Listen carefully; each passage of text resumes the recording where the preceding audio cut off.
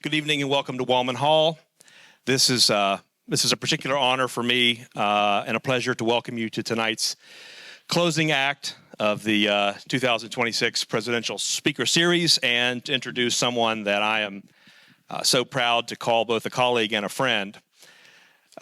Chelsea and I, we've known each other since I think around 2011 when we both worked together in the Tomlin administration. And even then, 15 years ago, it was clear that Chelsea has a rare, very rare combination, I would argue, of the vision, energy, and a deep commitment to West Virginia. And over the years, I've had the privilege of getting to know both her and her husband, Steve, and their family, and I can tell you that they are all in on West Virginia and its future. She may not be a West Virginian by birth, but she's a West Virginian by choice, and our state is a better place for that choice. So today, as Secretary of the Department of Tourism, Chelsea, as many of you may know, has helped elevate our state's national profile. And she's done that through a number of ways, but most primarily the Almost Heaven brand campaign. And with it has driven record growth in visitor spending. But what's especially impressive, I think, and you'll hear about from her here in a minute, is how she sees tourism not just about marketing, but as how it's a true economic engine for the future of West Virginia. It's about jobs. It's about workforce development. It's about creating real opportunities in communities across West Virginia. And that vision is one of the reasons that she's been such an important partner, not just to West Virginia and its state government, but an important partner to Fairmont State.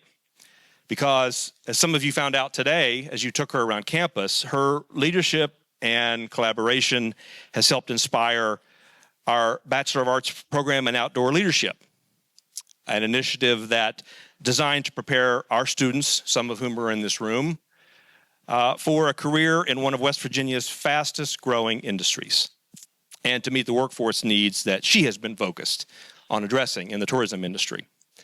And so one of the many things that I admire about her is that she doesn't just promote West Virginia for the sake of promoting it. She promotes it because she believes in it.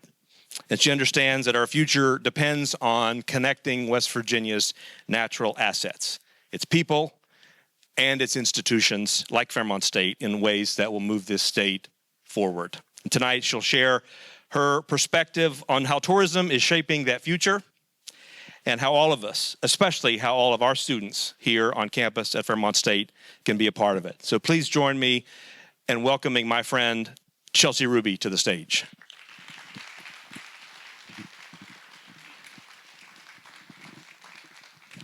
All right, good evening, and thank you, Jason. That was really nice. Jason and I have known each other since I first moved to West Virginia, and he was actually one of my first bosses. So I worked for Governor Tomlin, and I was the head of the state's 150th birthday, and I didn't know anything about West Virginia. I didn't know anything, and he was very nice to me and showed me around and taught me all the ropes. So it's been great to work alongside you in various capacities over the years, so I appreciate you being here tonight.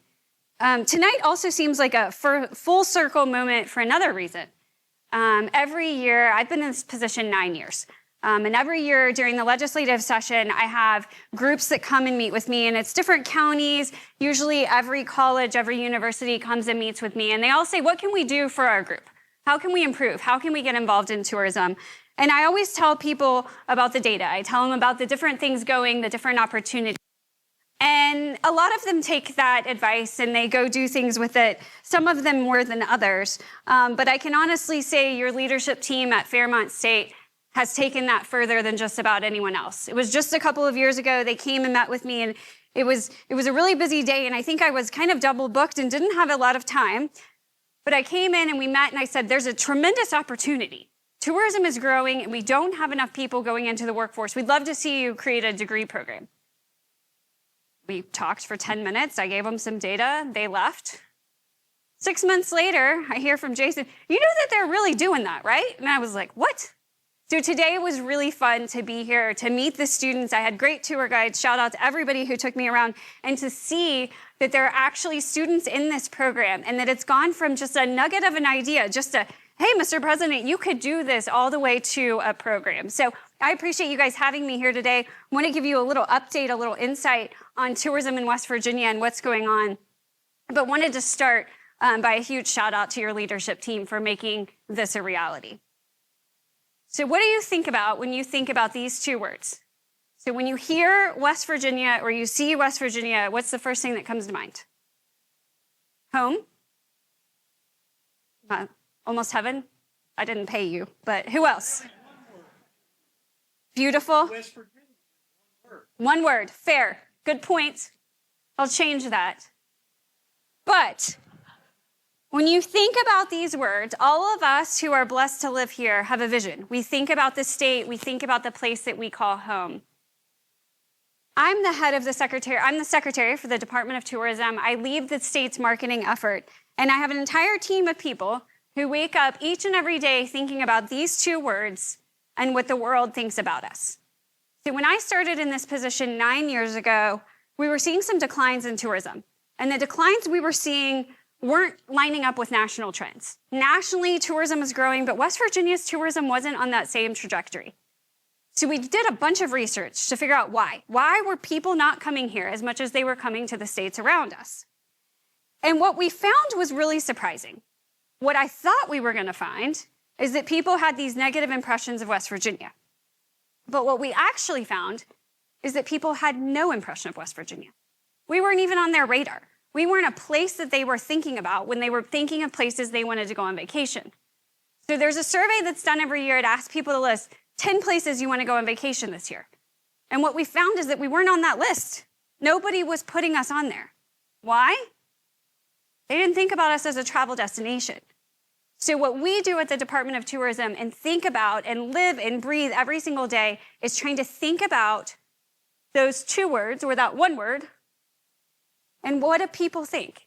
And our job is to try to change that and make people think about us a little differently. So what we do is we do storytelling through advertising. We think about how to tell that story. That's not just the state story, it's also local story. It's also learning about all the different things that make our communities unique. So I want to show you some of our ads. Raise your hand if you've seen a West Virginia tourism ad recently. Okay, let's go the other way. Raise your hand if you have not seen one. I was gonna ask you, oh wait, do you guys watch TV? No? Do you listen to the radio? Are you on social media? Okay, I need to target you better. But what we try to make sure that we do is make sure that people in West Virginia and outside of West Virginia in about a 5-hour driving radius are seeing our ads. So if you think about a new McDonald's breakfast sandwich, when McDonald's introduces a new sandwich, they want you to see 37 ads. So we're similar to that. We want people to see ads everywhere they go. I don't ever want somebody to see one West Virginia tourism ad. I want them to see a whole bunch of them. So here are some examples. I'll tell you that a lot of these you have seen, but I'm also going to show you some of the ones we run out of state. And so what we find is that people out of state are looking for 3 primary things. They're looking for outdoor recreation, they're looking for small mountain towns, and they're looking for uncrowded natural beauty. So in West Virginia, I don't always run the ads about how crowded it is in other places, but we love ads in the middle of downtown DC or New York or Pittsburgh or Philadelphia that are about how you want to get out of the crowds.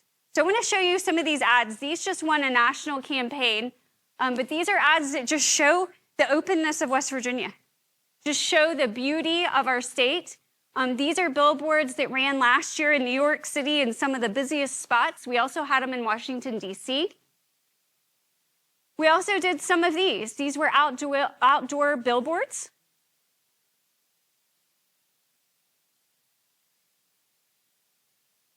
My 12-year-old said, "Mom, do you know what IRL means?" I was very offended.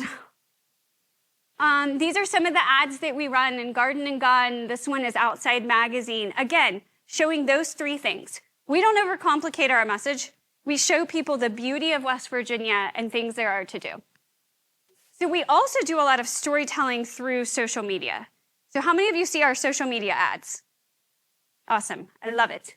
So we try to make sure, particularly for folks in state, that you're seeing things you can go see and do immediately. So yesterday on our Instagram, I think we had a video that was showing Dairy Cream Corner, ice cream cones. We've got all kinds of fun stuff like that. So I'll show you, these are some of the most popular videos that we've had in the last 6 months.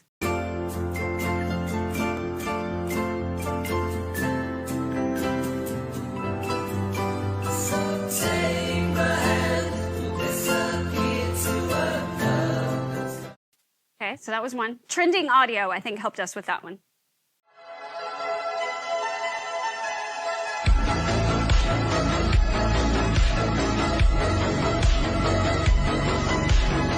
Has anybody here, besides Jason, done Rail Explorers in Clay County? Okay, sorry, you don't count either. Anybody else?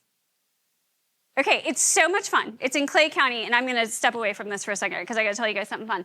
But they're rail bikes, and there was an old abandoned railroad, the state owns it, that was right through there. We put it out to bid, we had a company come in, they have these rail bikes. It's so much fun, you all need to go do it. It's just a short drive from here. Do not go to Clay County and expect to buy a ticket once you get there. They sell out, and I always tell people about this, and then people go there and I get emails and they're like, I drove all the way to Clay County and I couldn't get a ticket. So please book a ticket before you go to Clay County, but super, super fun adventure. People like these first person point of view videos, so I think that's why that one did well. Here's another.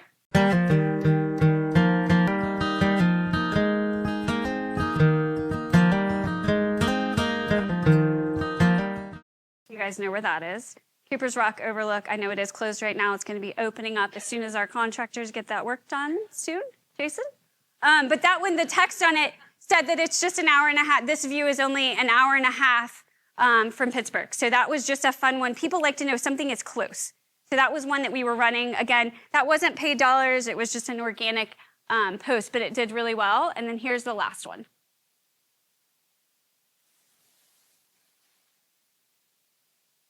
And it did have audio. I don't know why it doesn't have audio, but I like that one as an example because it's different than the other ones. It's not necessarily outdoor recreation. That one shows a small town view, a kind of Appalachian experience that you don't find if you're living in one of the big cities. So if you don't already follow our social channels, this is just a plug to please follow our social channels. It's also a great way to find something to do. If you're looking for something to do on the weekend, you want to try something new. Like I said, we are always showing new things to see and do. Another thing that we do, so we think a lot about storytelling through advertising. We think a lot about storytelling through social media. But we also think about where we've seen this great increase in advertising and in visitation. We think a lot about how to prepare and equip our workforce. So I'm going to go through some numbers a little later on, but I'll tell you our visitation, we're one of the fastest growing tourism states in the country.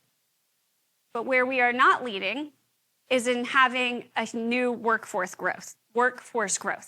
So we're seeing new people enter the industry each and every year, but not at the rate that we're seeing our visitation grow. So during the COVID pandemic, each state was awarded a federal grant. It was from the federal EDA. They gave West Virginia $5.1 million. And each state got to decide what they were doing with that money. West Virginia, I believe, was the only state in the country that didn't put it towards advertising. But to be honest, during the pandemic, the legislature had taken great care of us. We still had our advertising money. They didn't take it back. So we had this money. We were doing okay on advertising. We were seeing really great gains of people who wanted to escape those big cities and come to West Virginia and get outside. So we decided to put our money into workforce. So we've spent the last couple of years spending a $5.1 million grant to really figure out how can we grow the tourism workforce in West Virginia. The hard thing about the tourism workforce is people think about a tourism job and they're not sure what it is. I often joke that the only kids in West Virginia who say they want to be in tourism when they grow up are my own 3 children. But I'm really on a mission to change that. So my kids, Robert, Caroline, and Thomas, think that tourism is all fun and all mom does is ride things like rail bikes during the day and go on hikes like I did today. But that's really not what the tourism industry is. So tonight, if you leave here with nothing, I want you to think about the tourism industry as a really, really broad industry. So you can have a job in almost any position in West Virginia and have it relate back to tourism. So you can be a landscape architect who's helping design tourism projects. There's a lot of things that are really closely in the tourism industry, right? Like you can work at a hotel or a restaurant or things like that. But there are also things like you can be at an accounting firm who does work for a tourism business. There are lots of things that are tied to tourism. And as this industry continues in West Virginia, there are more and more ties. You can also be somebody who chooses to live in West Virginia because of the great tourism economy we have, but you don't necessarily work in that economy directly. For example, you can be somebody who is a remote worker who chooses to stay in West Virginia because you want to go kayaking on your lunch break and you know that you can take your kayak, go, get in the river, get back out, and be back online in an hour. So there's all kinds of ties in the tourism industry, whether you're directly working in the industry, indirectly working in the industry, or just someone who loves it and chooses to live here because of it. We launched a program last year called Tourism Works. And the reason that we launched this program, and this was an initiative that the governor launched last spring, is because we're trying to make sure that we're equipping people with not only the skills to join the industry, but also the skills just to live in communities where visitors exist. So I was in the New River Gorge a couple of years ago, and it was right after the New River Gorge had been designated as a national park. And we were getting gas station. It was my husband and I and the kids. We were getting gas at a gas station. The credit card reader wasn't working. So I went inside to pay. He was pumping the gas. And there was a couple in front of me with a couple of kids. And they were checking out, and they asked the guy at the cash register, they said, hey, we're here to visit the park. We're looking for breakfast. What do you recommend? And he said, there's no good food around here. Try McDonald's. I was like, oh. So I jumped in and I said, hey, there's Cathedral Cafe. And I was giving different recommendations. But in that moment, it occurred to me that not everybody's used to having tourists in our communities. We're not used to going in these different places and having people ask for directions. Usually if somebody's asking you for directions, you can say, go down the second stoplight, take a ride at the gas station. You give those kinds of directions. Well, that's not helpful to a visitor. So this program is to combat that, to help us get ambassadors in the tourism community and in our communities, but also to get folks interested in the industry. So I'm super, super proud to report that since we launched this a little over a year ago, we have issued 25,000 micro-credentials. So it's a free online program. It's something anybody can do. You can do it at your own pace. And it's a great way to become a tourism ambassador. We also will give you the shirt that says, Ask Me, I'm a Local, if you want to take it. But I encourage everyone, no matter what stage of your life you're in, to take a look at this. It's just a great way to learn how to be a proud ambassador of West Virginia. So we do a lot on the workforce piece, and I'll talk more about that in a minute. But we also look at investing in our communities. So the thing that makes West Virginia a really, really great tourism destination, actually what also makes it a really, really great place to live. So I moved here from Washington, D.C., as Jason said, about 15 or 16 years ago now. But even I, and this is my job to promote the state, I even forget how nice it is to be here, how nice it is to be 5 minutes from home, how nice it is to be able to go to a waterfall on the weekend, to do all these different things. When I lived in D.C., my husband and I, this was before we got married, we used to go to this park in Alexandria, and I remember we would literally wait on the side, waiting for somebody else to stand up so that we could go have a picnic. We just have to wait till a spot cleared out. And you think about that compared to right now, you can go to any of our state or national parks, and you can go on a hike, and most of the time you're not even going to see anybody else. We're really lucky to live here. So part of what we do isn't just promoting communities. It's also looking at how to invest in communities. So I'm not going to go through all this, so don't get worried. There's more videos coming. But we do have a lot of tax credits and different programs. We're very appreciative for all the support that the legislature and the governor has given us over the years to create this program. So we've got tax credits for people who want to build new hotels. We've got tax credits for investors who want to put in new attractions. We also have projects and funding for arts. I was telling the students today, last year the governor put the Department of Arts, Culture, and History within the Department of Tourism. So now I have a lot more fun things that I get to promote on the arts, culture, and history side. And I'm really excited. We're doing the first ever West Virginia mural trail. So we just gave $5,000 to every county commission to install a mural for America's 250th birthday Those are going up. Starting on July 4th, we will launch a trail that you can go around and visit all 55 counties and learn about the state's history. But we're excited to start shining more of a spotlight on the arts and history in our state. We've also got grants for historic preservation. Today I got to talk to the students over at the Folk Life Center and hear more about the projects that they're working on, but there's a lot of work that we do in that area too, looking at how do we preserve our state's history. Sometimes these things intersect. We also worked a couple of years ago on the project at the Hotel Morgan. We also did the Tigert Hotel, but it was a great intersection of a historic that was brought back to life and used these different tax credits.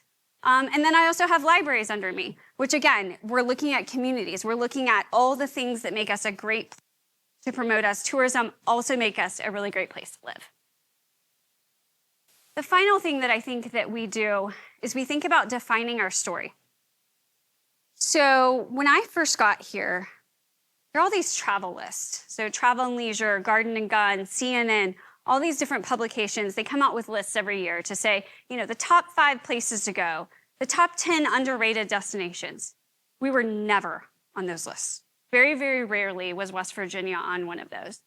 But I might be one of the most competitive people ever. And I have made it my mission to make sure we're on these. So we used to spend a lot of time sending out press releases and sending out media kits. Today, what we do is we have travel writers and we bring them into the state.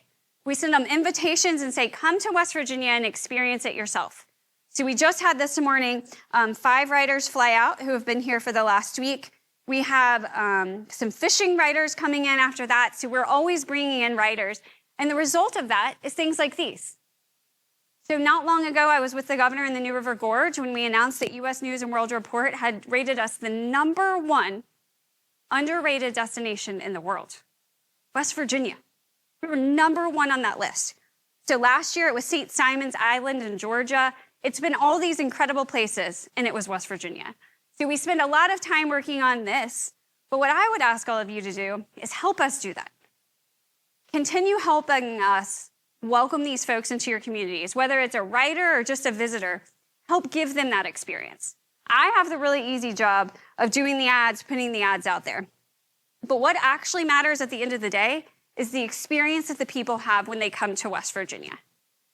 The feeling that they get when they interact with communities, the experiences they have when they go out to places. West Virginia, I think my favorite statistic is that 87% of people who come to West Virginia come back. It's a little bit difficult to get them here that first time. Like I said in the beginning, people don't always know about West Virginia, so it's hard to get them here for that first time. But once we get them here, they fall in love with the state and they keep coming back time after time. So I ask all of you to keep helping us tell that story, but also think about unique stories. So I got to spend some time with Jan today. She's a legend. She is as cool in person as I heard about from everybody. But I think that she and her students are doing great work in helping define those stories, helping figure out. Today, she was showing me on the trail, there's a system of rope and little ties on the rope. I'm going to explain this very poorly, but it's you hold onto it as you're going. And if you hit 1, you're coming up on where are you? I can't see in the dark. What is 1? 1 is a post and 2 is informational, a sign. It's so cool. There's students who came up with that. And I said, so is this a universally known system? No, we made it up. That's so cool though. We're changing the way people think. We're making our trails more accessible. That's a story. That's a story that should be told to someone that students here are working with Jan and they're making that a reality. That's something that can be replicated in other areas. But I love those types of stories. And when I travel around, I get to hear them, then we take them back and we send them to writers. So please continue helping us define our West Virginia story. And if you don't know what the story is, if you don't know what the next thing is, we've got 2 really fun ways that we help kind of curate those stories and help people find their adventures and their place in West Virginia. The first one is the West Virginia Waterfall Trail. Has anybody done it? Awesome. So there's 43 waterfalls in West Virginia that are on the trail. And if you go around and visit them, it's really easy. We send you prizes. You check in on your phone. You get a sticker, a water bottle, a T-shirt. It's fun. We have had more than 50,000 people go on the West Virginia Waterfall Trail. We have put less than $10,000 of advertising money behind it. We started it out as a COVID initiative to get West Virginians traveling around their own state. And it's really taken off, so we continue to leave it in place and continue to promote it. The other thing, how many of you have seen the West Virginia swings? Okay, good. Okay, so the West Virginia swings are actually my favorite project I've ever worked on. The West Virginia swings, I went to Nicholas County and I was meeting with their high school CTE students a couple years ago. And I said, I really want a life-size photo op. I don't know what it is, but I want you all to design it. And they came up with these amazing swings. They have caught on better than any marketing thing I have ever thought of. And they've done really, really well. People travel all over the state. There's like these Facebook groups for the swings and people who chase the swings. There's like 50,000 people in one of them, and I get all of my information about the swings from there. I know when they need to be replaced. I know when they're dirty. Everything on these groups. I feel like I finally made it in the marketing world now that there's a swing group. But if you are not doing the West Virginia swings, please join in. We just launched Swingo, which is the West Virginia version of bingo. Super fun. Again, we send you prizes. It's a very fun way to adventure around West Virginia. So I've told you about lots of marketing things, lots of things that are going well. Let's talk about the opportunities.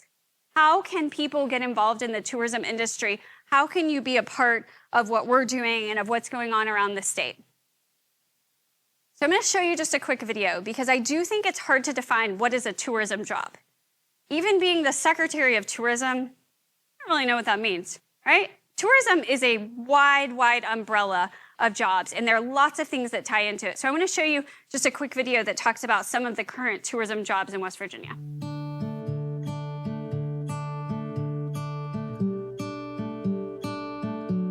Tourism is important, especially in West Virginia, because we're often looked at as the underdogs, right? It's so rewarding to be a part of tourism in West Virginia because we get to highlight these different areas that we get to put West Virginia on the map, essentially, for people who might not otherwise be looking at West Virginia. I think anybody should experience hospitality because I'll tell you, you learn things that you never thought you would learn, and it's skills that you'll use for your entire life. Whether you stay in hospitality or not, learning the skill to work with other people and to treat people the way you want to be treated and to be able to serve first, it's just skills that you can use in any career.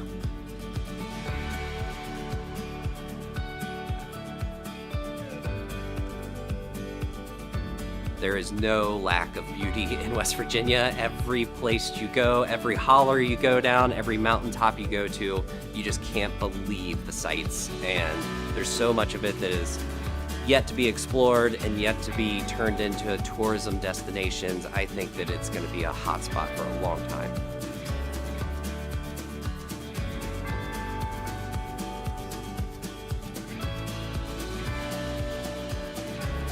To young people thinking about entering the hospitality and tourism industry, all I can say is do it, because you never know where you'll end up.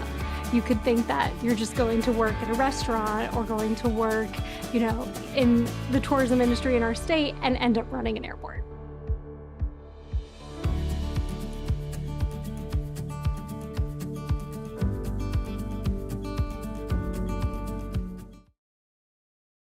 So I hope that gives you an idea of some of the far-reaching opportunities in the industry. There was everything on that from glass blowing to zookeeping at Oglebay and everything in between. So again, if there's one thing you take away tonight, it's that no matter what career path you're looking at, it can be tied to tourism. You can be in the medical field and decide you want to do wilderness medicine. Or you can decide that you just want to be a doctor who goes home on their lunch or works on the weekends and then goes out and goes kayaking. But again, there are lots of opportunities in West Virginia. So what are the tourism careers? Again, there's a whole bunch of things that fall in this, but if we're looking at direct tourism jobs in West Virginia, there are about 60,000 people in West Virginia who are directly employed, and that doesn't include all the ancillary jobs that I've been talking about. There's a lot of misinformation out there that these are low-paying jobs, that they're hourly jobs, that they're all jobs without benefits, and there are some of those. And I would argue that those are important jobs to West Virginia's economy. A lot of people get their start in part-time jobs. A lot of people have great experiences in those. A lot of college students are working in those. And then we've got people who do them full-time, and they might be on the on the river in the summer, and then the ski resort in the winter. So those jobs are important, but there's also a lot of really good paying jobs. So the average, if we look at people who are directly employed in the tourism industry, the average salary is about $57,000, and the average hourly wage is about $18 an hour. So again, there's lots of people on the spectrum. Here are some sample salaries. Again, some of these are really healthy salaries. These are jobs we're staying at home for. These are jobs we're staying in West Virginia for. And again, a lot of them are ones that you may not immediately think of. You may just traditionally think about a hotel manager or a chef or something, but some of these are also in the industry. So the tourism industry in West Virginia, and I mentioned that we are a national leader in this. So each year, over $6 billion is spent in West Virginia. So there's no multiplier in that. That's just how much travelers are spending in West Virginia. So we're at $6.6 billion right now. The total economic impact of that is $9 billion. And each year, those travelers are investing another $1 billion into the economy. And here's that chart. So I talked about, we were looking at why is tourism in West Virginia declining, and then we really started investing in tourism. So you see those couple years decline, then you see we went straight up. There's a dip for COVID, and we've been increasing ever since. These are lots of big numbers, and especially when I present to the legislature and when I present to business groups, I always laugh a little bit because every group that comes in says, we have the best ROI. We're 15 to 1, or we're 41 to 2, or whatever it is. So the number that I really like to look at is looking at visitation growth in West Virginia and comparing it to visitation growth in the United States as a whole. So if I look at visitation growth in West Virginia and I compare it to 2019, which 2019 was a record-breaking year for West Virginia. It was the highest tourism had ever been. So right before the pandemic, and I compare it to where we are today, we've grown 28% in spending, direct spending with no multipliers. If I look at the United States in 2019 and compare it to where we are today, the US has only grown 12%. So I love to look at that as the benchmark. The US is growing, but we are growing so much faster than the United States as a whole. And this is the way. You can't see these numbers, I know that, but what these numbers are is they show you the number of jobs and the money spent in each one of our counties. And I love this slide, even though no one can ever read it, because what it shows is growth in each one of our 55 counties. Tourism is not just a thing that's happening in the New River Gorge or the Eastern Panhandle or North Central West Virginia. Tourism's growing everywhere. Tourism's growing in McDowell County, where the Hatfield-McCoy trails are really excelling, and we're seeing new people come in and build lodging and build hotels and build different attractions. Tourism's growing in Clay County, where we are seeing the use of that rail trail. We're seeing growth in all corners of the state. So I always come back to this. And now we look at this one word, West Virginia. And what do you think? Anybody? Anybody think anything different than they thought about before? Opportunity? Anybody else? Growth. Hope. I like that one. Pride. Love it. So, as I leave, I want to show you as kind of a final parting slide, I want to show you our new ad. I hope you guys have seen this, but it's been in the work for a number of years. You've probably seen our ads. They always have country roads. They always have kind of a different take on country roads. The state acquired the rights to that about 7 years ago. But this is our first true sing-along. So if you haven't seen it, I hope you enjoy. And here it is. It's almost heaven. West Virginia. Shenandoah River. Life is old here. Older than the trees? Younger than the mountains, growing like the breeze. Country road, take me home to the place I belong. Come find where you belong at wvtourism.com. So you have it stuck in your head for the rest of the night. And I hope you're excited, but I want to tell you that I spend a lot of time traveling the state. I have the opportunity to meet with folks all over, and I'll tell you that today is one of my favorite days in a while. It was really great to be here. Huge shout out to the students who showed me all around, but it was exciting to really meet the people who I think are the faces of the tourism industry in the future. So thanks for having me. I thank all of you for coming. I was excited when I saw how many people, but I think you might be here for Starbucks. But hopefully you're also now excited about a place to go in West Virginia and you have some new trip ideas. And when you think about your future, you think about whatever it is, how it may tie to West Virginia, and think about the great place that we all get to call home. So again, thank you.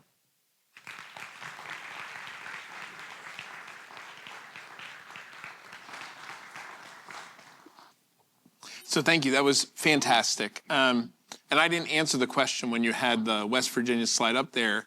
But the thing people have heard me say a lot is I think West Virginia is underrated. And I think that it especially strikes me as somebody who's not from West Virginia, who spent a little bit of time mostly in the eastern part of the state when I lived in Virginia. But when I got here, I started to really explore. We talked a little bit today about driving around the state, visiting all 55 counties and going to our state parks. I really started to realize that, there's such a resource. And I think people don't know about it. And I think a lot of times if you grew up here, you don't appreciate it. So it's almost, you have these two advertising campaigns where it's to draw people here, but then to really get the people who live here to appreciate it as well. Yeah, it was interesting. So during COVID, we saw, initially we saw nothing, right? Everybody was inside our houses. And then we saw people were sick of being in their houses. They were sick of being with their families. They wanted to get outside. And we saw this huge increase in West Virginians traveling around the state. And our tourism numbers actually skyrocketed, like to one of the highest points we've ever had during the middle of COVID.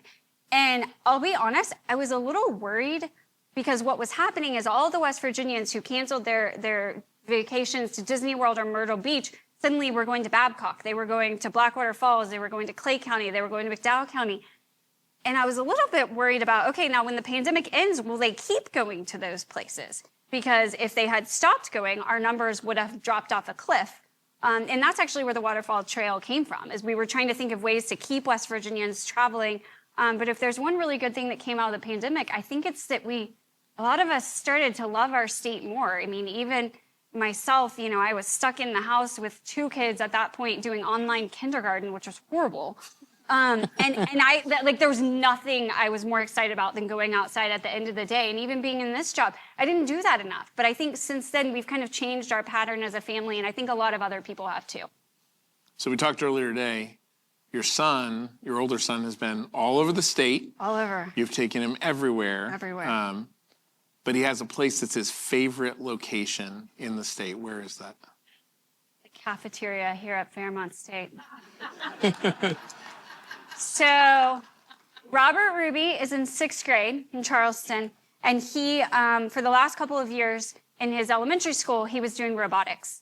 And this kid, he's really spoiled. I've been in this job for 9 years now. He has been everywhere in West Virginia, and he's even gotten to travel with me to a lot of cool places for work-related things. But he's literally been everywhere. And if any of you saw him on the street and went up to him and said, "Where's your favorite place in West Virginia?" he would tell you the cafeteria here. Because when they came here for robotics, the kids got little red tickets. And I was the coach of the team, my husband and I were, and we gave all the kids these tickets. There's also a Chick-fil-A in there. We didn't give them Chick-fil-A, we gave them the tickets. And they had unlimited buffet for 2 days. And he will tell anyone who asks him, the best place to visit in the state is your cafeteria.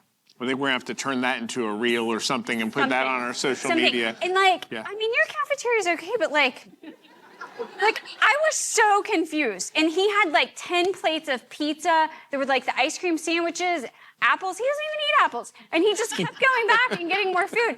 And he has told everyone. He has even told presidents of other universities that his favorite place is your cafeteria. So I don't know what's happening, but marketing magic here at the cafeteria. I love that. So you told the story about the first time we met. So we've probably before today only had probably less than a half hour's worth of conversations. All together. But it led to a new major at Fairmont State. And last time we talked, I think we talked for about 6 minutes in the hallway at the Capitol during the last day at the Capitol. And you said, "I'll guarantee your students jobs if they go through outdoor leadership. You can guarantee them jobs in the state parks." Talk about why those sort of partnerships are really important, not just at Fairmont State. I think hopefully we're the best example of that. But not just there, but why the partnerships with higher education are so important to move this forward.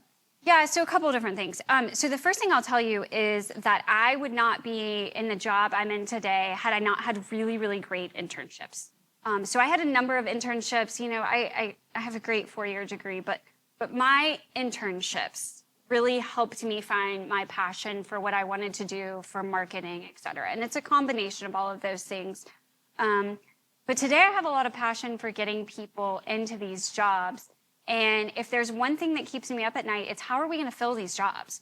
Like, we're very successfully getting more and more people to West Virginia, but I don't know how we're going to get the people in these jobs. And we can all sit around tables, and that's sort of why I laugh at, you know, we haven't actually spent that much time together, but we can all spend time in boardrooms talking about getting kids into jobs. But what was happening today on that trail? And those kids who go camping in the yurt, and the students at the Folk Life Center who put together a really, really cool exhibit from Arthurdale, like, those are the experiences that stick with you. Like, those are the things that's like the internship. Those are the things that you remember and that give you passion for going out and doing something else. So I'm just really excited. Not only did you guys actually create a degree program with students, but there's experience. It's more than just classroom learning. It's helping students find their passion. And I think that's important. I don't think there's anything in a textbook that's going to really drive somebody to want to go do something, but it's meeting that Jan. It's going out and spending that night in the tent. And maybe you hate it. I heard, you know, some people didn't love their night in the tent, but you're going to always remember your night in the tent. And you're going to remember how to tie that hammock so that you don't roll down the hill and all those different things. And those things together help you find your passion. And again, you know, we do our Governor's School for Tourism every year, and somebody asked me last year, do you think that every one of these kids is going to go in the tourism industry? I said, no, I'm a realist about this. But I do think that every one of those kids in that program is going to come out loving West Virginia more than they did before. And after seeing the experiences that your students are getting in these variety of programs today, I can guarantee you the same thing. They're all going to leave here loving the state more than they did when they got here. I love that. You know, and part of it is we had that first meeting, and it was sort of a rigged game because I knew Jan would say yes. Yeah. You know, so it was easy for us. We left the room, and I turned to Brian and said, all right, we got to call Jan as soon as we get home because we knew we had a willing accomplice in that. So I'm not going to ask you to pick your favorite state park because that's like picking your favorite child. But what's an underrated state park that our audience may not have visited that you think they should make sure is on their bucket list? Good question. And I don't like to pick favorites. But Lost River State Park. Has anybody been to Lost River? So cool. It's in Hardee County. And it's so just tranquil. And you go up to the top at Cranny Crow and you can see, I make this up. I don't know if it's really true. I think you can see 3 counties, but maybe you really can't. I don't know. But there's this tremendous view out across. And there's just really nothing else like it. It's just really unique. It's a steep climb. Prepare yourself. Don't be mad at me when you go do it. It's a steep climb. You can also take a horse up. There's an almost heaven swing. But it's just a place where you can go and you can really like have that piece of almost heaven to yourself. That's awesome. And they also have an indoor shuffleboard court there. I don't know if you knew that, but we went over one year when we used to live in Virginia. That was one of the places that that was right in our wheelhouse. So I love it. One of the things I really appreciate about the swings is I did this tour of West Virginia, and only one day did I have a photographer with me. So everything else was me taking pictures. Yeah. And I had never visited one of the swings before this trip. Yeah. And I was like, how am I going to take pictures of myself on it? But you actually have it set up for that. And I think that's sort of the most brilliant part about those swings is they're so easy to turn into social media posts to engage with.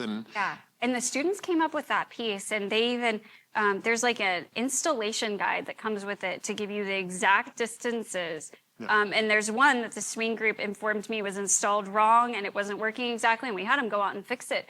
But, you know, that's one of the coolest parts. I'll never forget the day that we installed one of those at Summersville Lake State Park. So that's the newest state park right there in the county where these students are from. So we invited them to the grand opening, and the kids were taking pictures on the swing after the event. And one of them looked at me, and he's like this big, like, I don't know, like football player looking, like just big kid who looks like he's not going to say something emotional. And he comes over to me and says, I can't wait to tell my kids and my grandkids that I built that swing.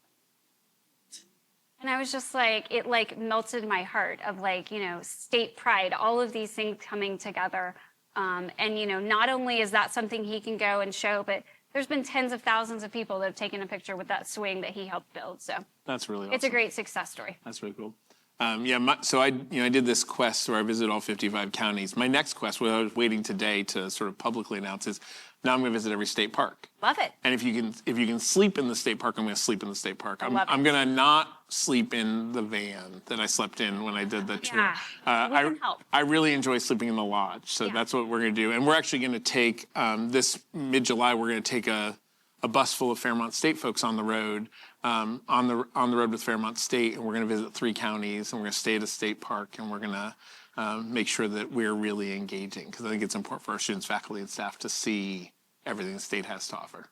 Well, you're picking a good time, because we just finished about 100, or we're close to finishing, about $150, $160 million in renovations to those state parks. So we've seen great investment from the state and are really appreciative to all those upgrades.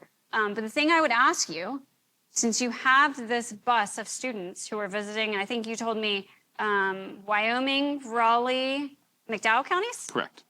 I want to challenge those students on that bus to all get social media content for us to show the experience, and we'll post it on our social channels. We've got a following of, I think, over 1 million now. That's awesome. But y'all get better content than I do. I'm like a mama when it comes to social media. So I'd love to see your adventures and see the cool spots that you guys find on the road. That's awesome. I've got plenty of more questions, but we'll give the audience a chance to ask some questions first. So we've got a microphone that's passing around. So raise your hands and ask those questions you might have. Oh, you're popular. Usually the first question is slow to start. Okay. Right? You're very I don't know if I feel like I should be scared. Okay. Secretary Ruby, very impressed with the data-driven approach to the work. My question that's lingering after your presentation is, what is a tourist? Yeah. So when you're looking at this data, am I a tourist if I go somewhere in my own state? What is a tourist that drives this data? Great question. And I'm a huge data nerd, and Senator Queen is like, oh, please don't get her started. But for the purpose of our studies and for economic impact, we look at people out of state who are coming in, and then we look at people in state who are traveling 50 miles or more with a dwell time of 4 hours. So you're staying somewhere at least 4 hours, not on your regular path. So it's really creepy, and we follow cell phones and all kinds of things to track and make sure, if you're somebody who travels 75 miles a day to work, I'm not including you. So super scientific way of looking at it. And then we break it down by looking at overnight and day visitors. One interesting thing about West Virginia is we have a much higher spend from day visitors than we do overnight visitors. In almost every other state, there's a higher spend on overnight visitation, but because we're so close to 2 huge population centers, Pittsburgh and DC, we see a huge amount of day visitation as well. So our goal is to start transitioning some of those day visitors to overnight. But great question. Yeah. You talk about investing. Do you know what the number is, the return on investment for like $1? Yeah, so if you're looking at it straight with no multipliers, and it kind of depends. So digital ads are going to have better performance than, let's say an outdoor ad, but together they even out. So if I'm looking at that, you're looking in excess of 10 to 1 return on investment on tax dollars. It depends on the year, it depends on the campaign, but we're looking anywhere from 8 to 14. And again, that's advertising spend on tax dollars returned.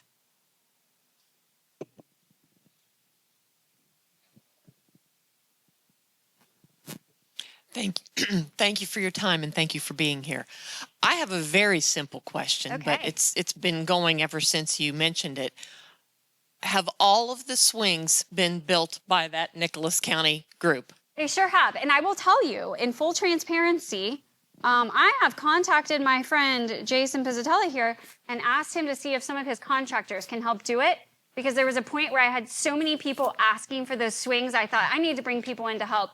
And I couldn't do it. I want the students to build them. So every single swing that you see out there is built by the students, and it will stay that way. We have added on a couple of additional high schools, which the really cool part about that is the Nicholas County kids go to that school. We give them grants, so they train them. But yes, there is not a swing out there that wasn't built by a student, and there will not be one.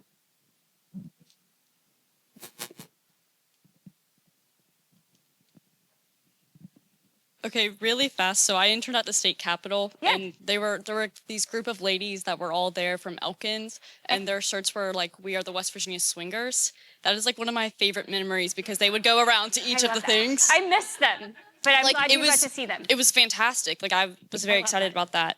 So sorry, but that's what when you were talking about that, that's what made me think of. But there's been a lot of conversations with data centers coming into the state. So I live very close to Buffalo, which where we're getting the Google data center. So I wanting kind of your take on how do you think that's going to affect our tourism industry, and or if it will be affected at all. Yeah. So first, let me say that your roommate was the best tour guide today.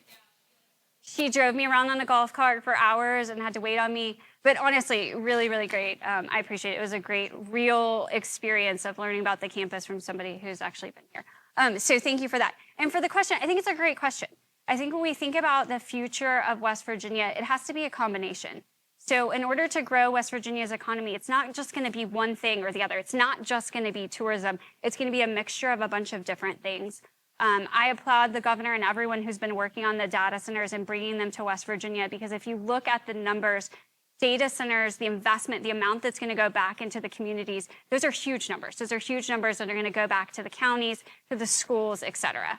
That being said, certainly understand it has to be balanced with other things, right? And so I think it's upon us, as government leaders and as community members to work together and to figure out those things. And I think that there's a process in place to do that. I'm the state historic preservation officer. So I even have a role in looking at those things and looking at how do we preserve history on these big economic development projects. So the short answer is I think it's really good. And I think that there's a process that's going to play out. But I think as we think about our state's history and our state's future, we want to think about diversifying the economy. We want to think about growing population. We want more people to come here. In order to increase our numbers and things, we need to get more and more people here. Oh, yes. So what brought you to West Virginia tourism? Yeah, good question. My husband.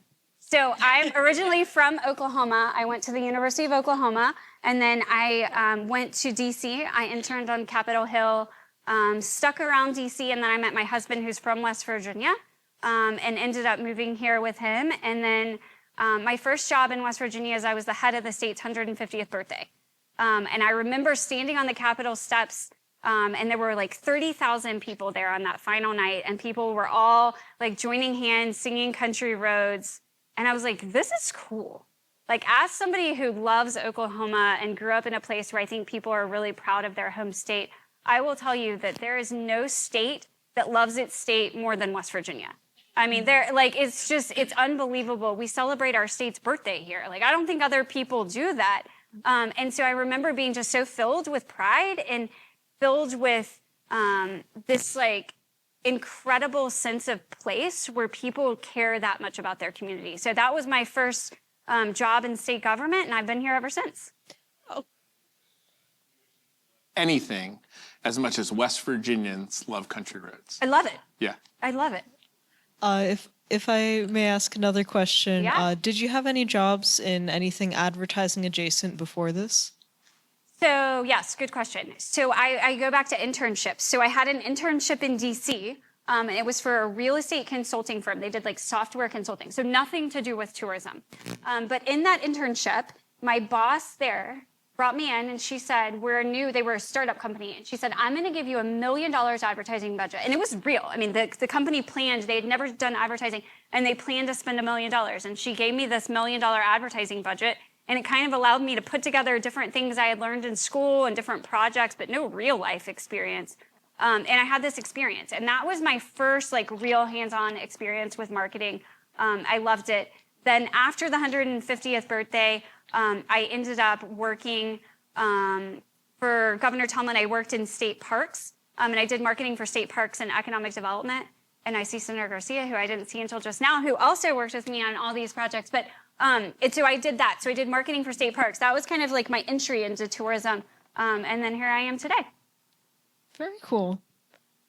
So thank you for your time up in the middle here. Sorry, it is so hard to see. There's I'm sure. somebody else I've met. This was my favorite speaker, I think, of this year. This was amazing. I work in the College of Business and Aviation. Yeah. And I'm one of the first people that our students have conversations with about what is your life goal is my first question for them. And this really opened my eyes to some different perspectives to give them. And some of my students have come to me and said, I want to work in X, Y, or Z. Yeah. That this has now opened my eyes to this could be a relation. So recently we've built some partnerships with local industry, but we have found that getting the industry or getting our students to that industry for even just like meet and greets or whatever is really what opens their eyes to the possibilities. So is there room and opportunities that, yes, the Outdoor Recreation Leadership Program is amazing, but for those other things that you talked about that are tourism jobs, is there ways that we can partner to get the business and aviation students more involved in the tourism jobs as well? For sure. So the first thing I'd say is that Tourism Works class we have, that online class that's kind of an introduction to being an ambassador in West Virginia, is a great thing to get new students, new people moving here. It's not, the first version they brought me was like AI, people just talking like robots, and I trashed it. We started over. And so it is all real people in West Virginia, in the hospitality industry, talking about places in West Virginia. So it's also just a good introduction to West Virginia. So I would say that. But then the second thing I would say is that we've really developed a network of people who want to go out into the schools and talk to students.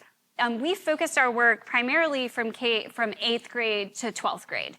But I'll tell you that 3 years ago, we only had 5,000 students in West Virginia enrolled in a tourism elective class. And today we have 23,000 students enrolled in tourism elective classes. And part of the success of that has been building out a local network of people in the tourism industry who are basically on call to go speak to classes. So I would love to do all of them, but I have to do boring office work a lot of times. But we do have a network of people, and I can connect any of them with any instructors here who want somebody to come speak to classes.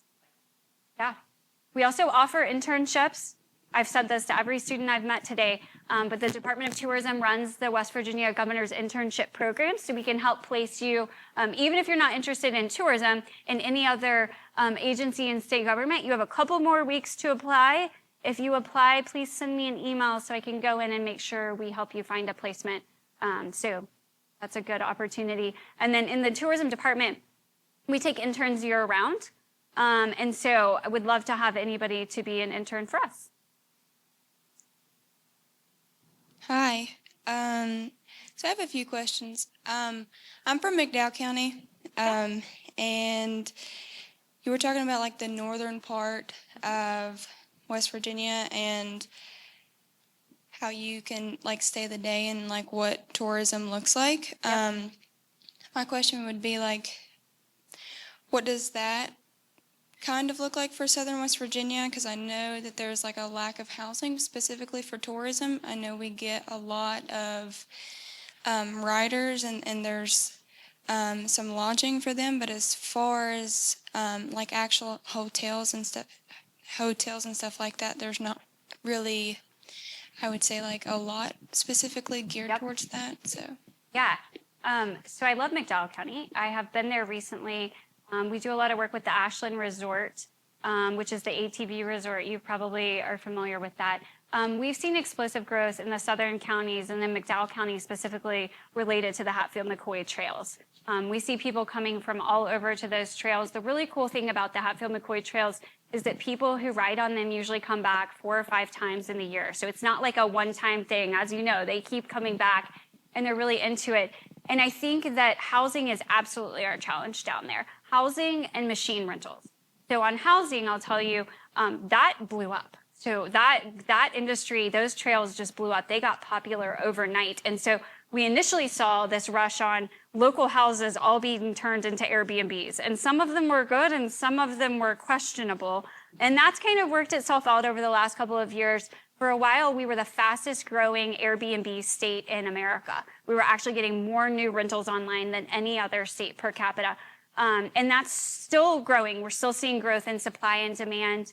But we've had some help from the legislature in recent years in creating new tax credit programs. So one of them was the Tourism Development Act tax credit, which we've increased over time to allow additional development around those ATV trails. And then the second one was the Build West Virginia Act that was trying to help the opposite side of that, where we saw there was a pinch on housing because we saw these worker houses being turned into short-term rentals. And that program allows us to incentivize housing development. So this is something we're closely watching and we're really trying to help with. But I think it's both an opportunity and a challenge. And when we look at tax revenue for those counties, we see it as a huge opportunity that those numbers have increased. But you're right, the number one thing we can do is get more housing. The second thing I'd tell you for that area is we need machine rentals. So over 95% of people who are riding the Hatfield-McCoy trails are bringing their own ATV. We haven't even tapped into or begun to get into the markets of people who want to come and do a rental ATV. So those are two things we're closely looking at and I'm having meetings about regularly. But I hope that the next time I'm here, I have some progress to report on those projects in your home county.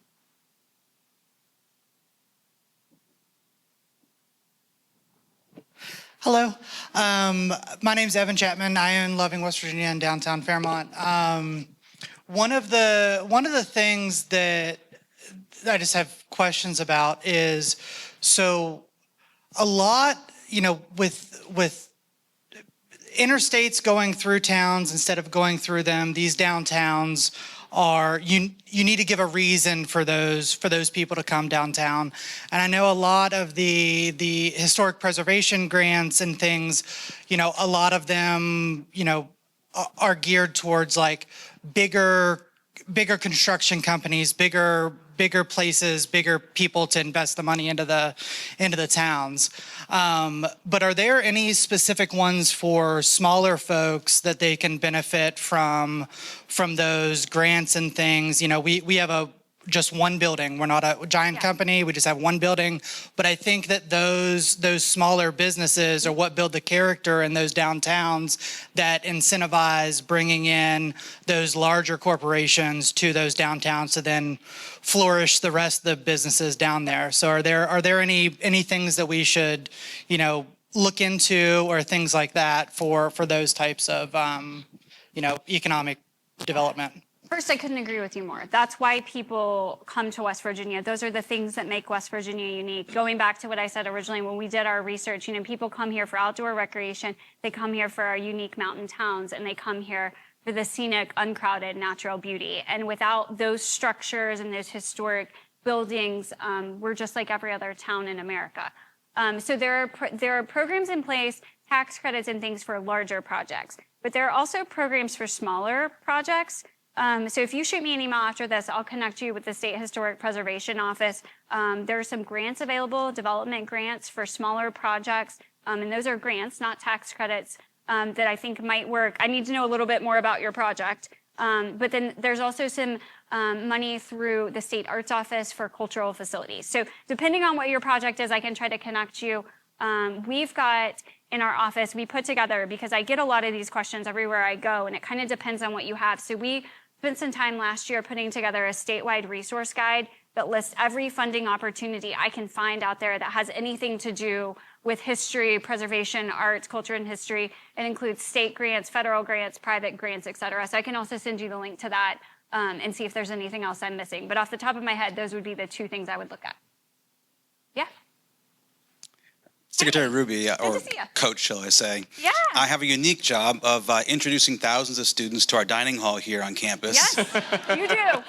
You do. And I kid you not, we have a number of students who have come here for tournaments and say, I'm going to go to campus here. I want to go to college here because, man, I love the food. Yeah. But in all seriousness, I have a unique chance to interact with visitors from all over the country. Yep. So in a given year, my team and I will host, as you know, both state, national, and even international tournaments here on campus. We're also working with ones like, for example, the Gateway to the West event, which happens up in Wheeling. I hear the same story over and over again, folks saying, oh, I'm from D.C. or I'm from somewhere else, and I had just no idea. I just didn't realize. I kind of had a different expectation of what West Virginia might be. So here's what I need. I need help. How do I tell the story? What resources does the Department of Tourism have to help us promote West Virginia as a destination for things like competitive robotics and drones events? What tools can we use? How can we get assistance from your department in telling that story? For sure. We absolutely do. So when you're hosting tournaments, we should be sending you stuff to put in the welcome packets. I see Delegate Dittman right in front of you. And we just recently were working on a project where there is a big conference of people who are following the Fallout 76 video game and are going to be coming to her area. Expected tens of thousands of people for this. And we did like custom West Virginia bottle caps that we're going to be handing out at that. So we do different things for different events depending on what the audience is. But certainly when you're having groups, no matter who you are, whether you're related to tourism or anything else, if you're welcoming people to West Virginia, let us know. We've got things that we can send out. We can also help you with marketing on the front end. So if you know you have groups coming in from other states, we can send out packets to them about, hotels to stay at, how to extend their stay. That's my favorite part of doing this, is trying to get them to add on days on either end. I know you guys are doing the concrete canoes. Yep. And so I'm excited about that. I have to say, I did a call about it, and I don't think I really understood what it was until I saw the concrete canoes today. So I'm sorry that when we were on the call, I maybe didn't seem that excited, but it's super cool. But on that, so we're talking about those same exact things. So we should connect as you're bringing people in for robotics, which I know you do. We'll get you stuff. And you have to come back in June for concrete canoes. I really want to. Okay. And you're also required to say Fairmont State alum Delegate Dittman. There you go. I'm sorry. I love it. Thank you, Secretary Ruby. I just have a question. You spoke about some net positive of data centers coming to the state. Yeah. I'll deal with that later. There are some worries from some groups that data centers may cause some environmental damage to the state. If that does occur, what are the state's plans to deal with that? Because a lot of our tourism comes from our mountains or streams or waterfalls. So if that does occur, which is likely, what is the state's plans to deal with that? I've got to tell you, I'm not in on those meetings, but I will be. But what I can tell you with great certainty is that I work with everyone at the state. I meet regularly with the governor, with the delegates, the senators in the audience. I think they all have my number. I meet with all of them. And I can tell you that there is an incredible commitment to tourism in this state right now. Maybe unlike anything else, I'm biased, but I would say that everyone is really excited about tourism. So while I don't know what the future looks like, what I can tell you is that you've got a lot of folks in Charleston, you've got a lot of folks in leadership in the state who are really excited about tourism, are looking out for tourism, and are continuing to help us invest in tourism.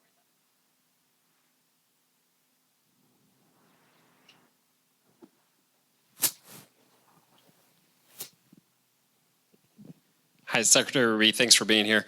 My name is Spencer. I was born and raised in Davis, West Virginia, so Tucker County, which makes a lot of your ads because it's gorgeous. The question I have is about local buy-in. I'm a big fan of the state. I've been a resident of multiple counties in the state. I'm one of those weirdos that absolutely loves the state. So I love tourism. Not all locals, in my experience, have felt the same way. What sort of barriers have you had getting locals in some of these hidden gems to buy in? Or have you seen that shift? And what can we do to help? Yeah, so I'm a member of a group of state tourism directors. So the folks in all 50 states who have my job. And when I meet with those folks twice a year, we talk about different challenges. So sometimes we're talking about, digital advertising or tracking, but this is a subject that comes up a lot. In most other states, it's a really, really big issue. I'll tell you, in West Virginia, we're really fortunate. It's not a big issue. Most counties, the vast majority of counties, are still really excited about tourism. The question I get is, how do we get more tourism? But there are areas, and your area is one of them, where they've seen tourism grow a little faster than some of the other areas and do have questions and concerns.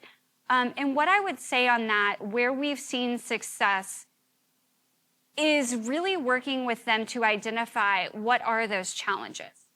So 2 areas where we've seen more of those challenges than other places, I'll just be really transparent, are Fayette County and Tucker County, 2 areas that have grown really fast. In Fayette County, they had issues relating to parking of all things, around the New River Gorge. There wasn't enough parking. The National Park Service couldn't acquire land fast enough. We had people parking on the sides of the roads.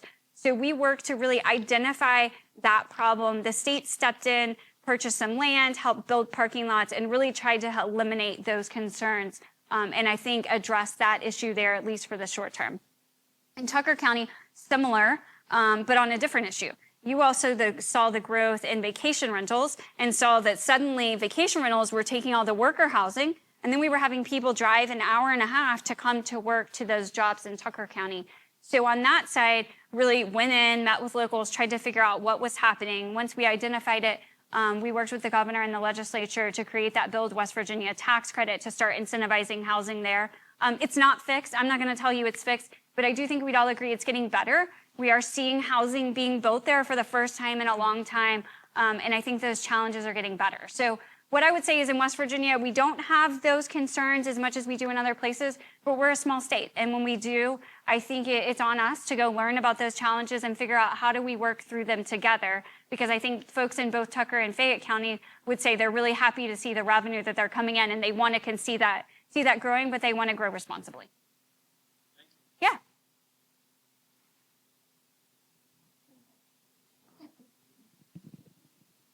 Thank you.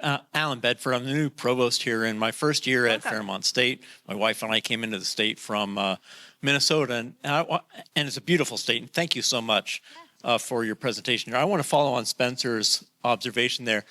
I'm looking at the state with these eyes of someone coming in, and I used to live near Philadelphia. I'm embarrassed to say I didn't come down to West Virginia. I don't know why. It's so gorgeous. It's just we should have been camping here instead of New York and Maine and Nova Scotia. We got West Virginia right there.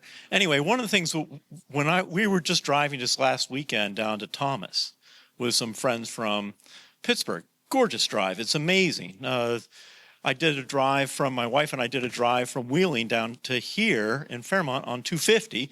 Took about 3 hours, but it's a beautiful drive. So here's my question. This welcoming of people into enjoying the state. There's incredible view sheds in this state, but almost nowhere where you can pull over and even just snap a picture. My wife's a landscape painter, so we are always scoping out places to go park and put up an easel and paint. There's almost nothing. We drove that entire drive from here to Thomas. I counted one place where you could actually pull a car over. So I'm wondering, is there a plan to improve our roadside enjoyment spots, vista spots, things like that, where the state can be more, you can stop and actually enjoy it? Yeah. So I'm going to give you a pass on not coming to visit from Philadelphia because we just started running ads in Philadelphia. So Philadelphia is a new market for us, so you probably weren't seeing any, but folks from Philadelphia now need to come visit. So that's what I'll say on Philadelphia. On the view sheds, it's a great question. And it's an area where we're not doing that great. And I think this goes back to my example of someone asking for directions in Fayette County and somebody saying there's not anywhere to eat, right? Like we're not used to being a big tourism destination. That hasn't been a part of road planning and things when new roads are put in West Virginia because we haven't always been as excited about tourism and as successful in tourism as we are now. So certainly as new roads are being put in, as new bridges are being built, Highways is looking at those things and looking at, how do we put in kayak launch points under bridges? How do we put viewing areas? We've got a lot of work to do there.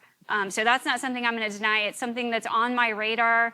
A lot of times it's actually just going in and cutting out the brush and throwing some gravel down. Like the state already owns the right of way. So I think that's something you'll see more of. But you're right. It's not something where we've made a lot of progress, but I think it's on the horizon.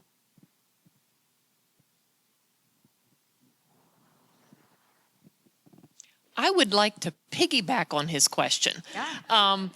Being a native West Virginian, I can remember all of the roadside parks that used to exist in this state that the state maintained. And there was always water pumps, picnic tables, charcoal grill grates, all of those things, so that when you were on 250 for 3 hours, you could pull over and have a picnic because everybody would pack a cooler and a picnic basket. And there are still areas where those are recognizable. They're not maintained, but is that something that the state might look at moving forward to rehabilitate and restore what is already there and has been enjoyed by many generations?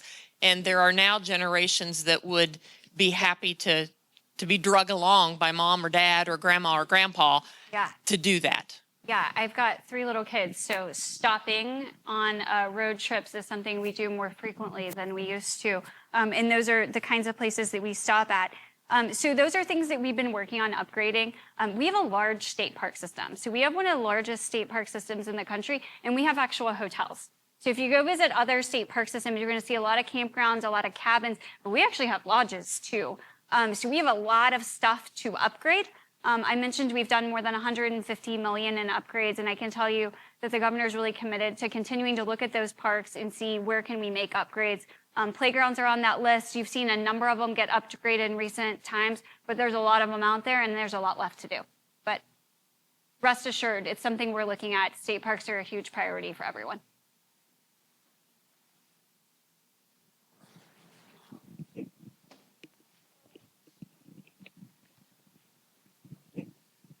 Sorry, I've got a lot of questions. Go for it. So, everybody that knows me knows that.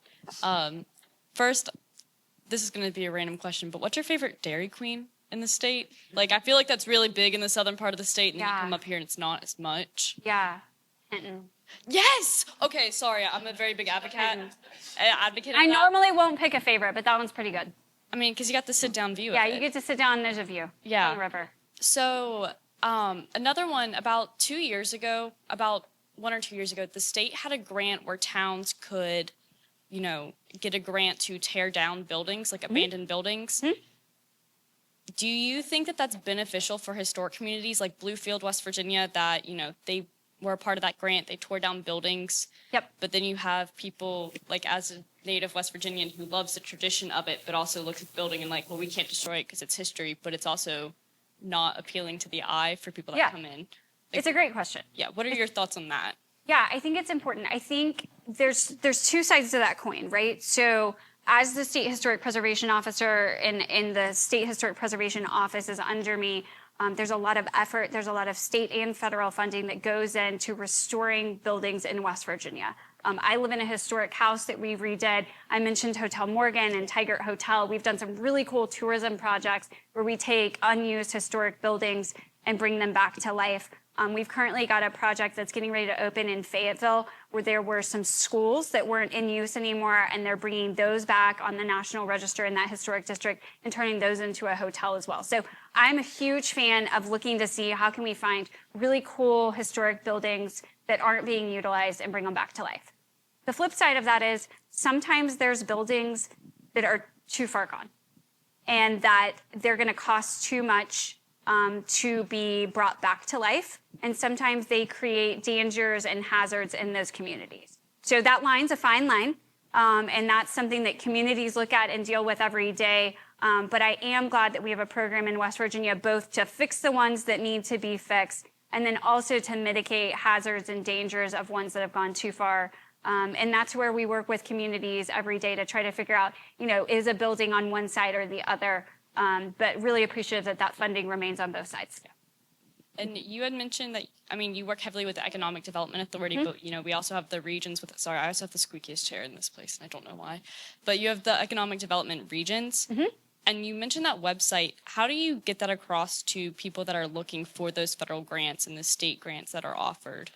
Yeah, I'm happy to send out. So we have like a partner portal where we have tools for anybody in the tourism industry, and I'm happy to send it out to anybody. It's on our website. But I think it's important for groups. So, you know, today when we were up on the trail talking, I heard from a gentleman who I don't see in here now.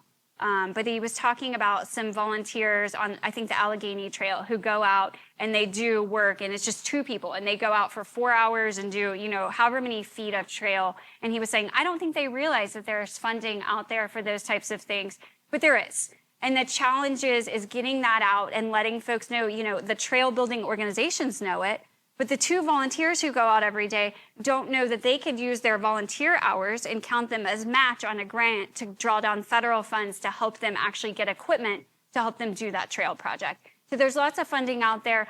That's one of my favorite parts of the job is trying to figure out like the puzzle of trying to piece together funding for people to help them figure out where tax credits and grants fit together. So happy to talk to any group that's interested in that. We've got a team, Destination Development, who works on that every day. Cabinet Secretary Ruby, forgive me for assuming, but it sounds like you understand the infrastructure connect with you supporting the CESC here and having your connection with the CAWV. It seems that you understand that infrastructure is a big part of tourism. Yep. On a direct level, how does the tourism department really connect with the infrastructure development throughout the state? Because I know with us hosting our event, once you get out to some of these state parks and national parks, the connectivity of internet at some of these places just is abysmal. It's not, it kind of hurts the ability to be a tourist enjoying an event if you couldn't call someone for it, if you would need some type of safety or anything along those lines. So how does the tourism connect directly to infrastructure development throughout the state? Yeah, so that reminds me of the biggest failure I've ever had in this job. So maybe 7 or 8 years ago, we launched a campaign that was about going to our state parks to disconnect. And it was a whole campaign about how there's no cell service at our state parks. People hated it. No one wants to go to a place without cell service. Like, I want to turn off my phone, but I want the choice to turn it back on. That was an eye-opening early beginner mistake. But it actually, I think, brought to light for me that this job was going to be more than just marketing. So, like, I can help you market the benefits, but then along the way, I find out about the challenges, like housing and Wi-Fi at the state parks and these other things.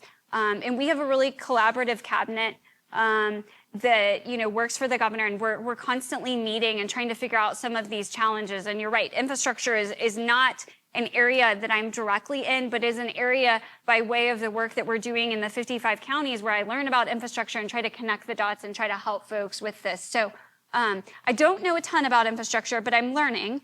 And I think the most important part of it is I have a good grasp on where a lot of those different funding sources are and grant programs and can try to connect folks. On the state parks side, I can tell you we have gotten the majority of the parks hooked up to internet now. Some of it is still slow, but we do actually have internet at all of them now, and we're working on connecting the public. So we're making progress there, but it's been slow. That's a great example, too, of what you were talking about with tourism-connected jobs. Yeah. Right, all these infrastructure jobs are also tourism-connected jobs. They are. Yeah. I think we've got time for one more question.